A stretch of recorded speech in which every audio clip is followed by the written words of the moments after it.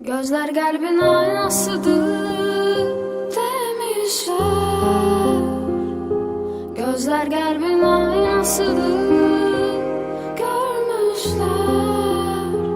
Şafak ışığın gözlerinde ben görürüm. Ölke güneş kalbindedir.